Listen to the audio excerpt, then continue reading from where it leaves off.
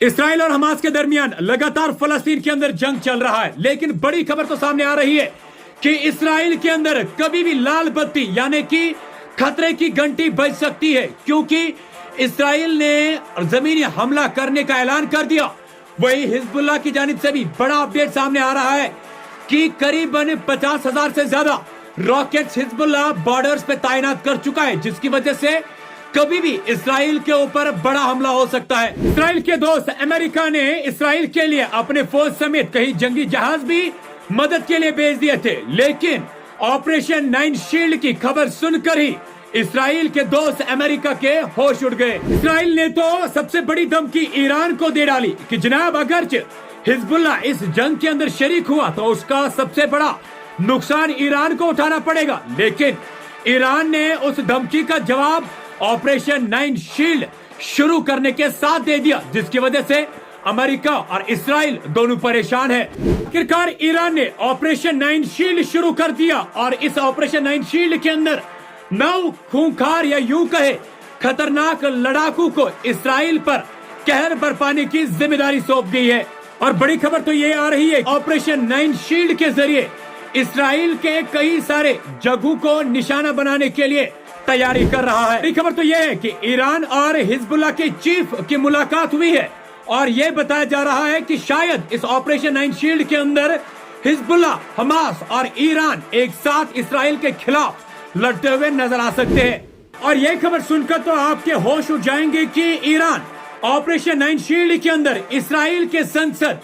Israel के supreme court, Israeli फौज के जो टॉप हेडक्वार्टर्स है उनको निशाना बना सकता है। और ऑपरेशन 9 शील्ड की खबर तो तब सामने आई जब इसराइल का बड़ा बयान आया कि अब वो गाजा के अंदर जमीनी हमला करेंगे, जिसके लिए ऑलरेडी हिजबुल्लाह एक चुनौती दे चुका है कि जनाब इसराइली फौज अगर जमीनी हमला करेगी तो गाजा मकबरा यानी कि ग्रेवयार्ड जो है इसराइली फौज के लिए बन सकता है। इसराइल और उसके दोस्त अमेरिका के दिमाग में एक ही सवाल कि ईरान क्या हवाई हमला करेगा या जमीनी हमला, लेकिन इसका जवाब केवल ईरान के पास है। ऑपरेशन 9 शील्ड की खबर सुनकर ही इसराइल और अमेरिका परेशान क्यों हो गया, आपको बताते चले कि ईरान के पास ऐसे खतरनाक सुसाइड ड्रोन शाहीन है जिसकी ताकत का अंदाजा इसराइल और अमेरिका दोनों का है, क्योंकि इसराइल और अमेरिका ने दोनों ने रशिया के पास देखा उस शाहीन ड्रोन को जिसका इस्तेमाल रशिया ने यूक्रेन वॉर के अंदर किया था। तो बताते चले कि हाल ही में ईरान ने मैक 30 की स्पीड से चलने वाले हाइपरसोनिक मिसाइल को भी दिखाया और साथ ही में उन्होंने खुरमशेर 4 मिसाइल को भी दिखाया, जिस मिसाइल की रेंज 2000 किलोमीटर है। और आपको बता दें इन 2000 किलोमीटर के अंदर पूरा इसराइल आता है और उसकी वजह से इसराइल के ऊपर इतना ज्यादा दबाव आ चुका है कि इसराइल अब ये सोच रहा है कि इस ऑपरेशन 9 शील्ड के साथ लड़े, हिजबुल्लाह के साथ लड़े, हमास के साथ लड़े, हवाई हमला करे, जमीनी हमला करे, किस तरीके से अब इस ऑपरेशन को शुरू किया जाए।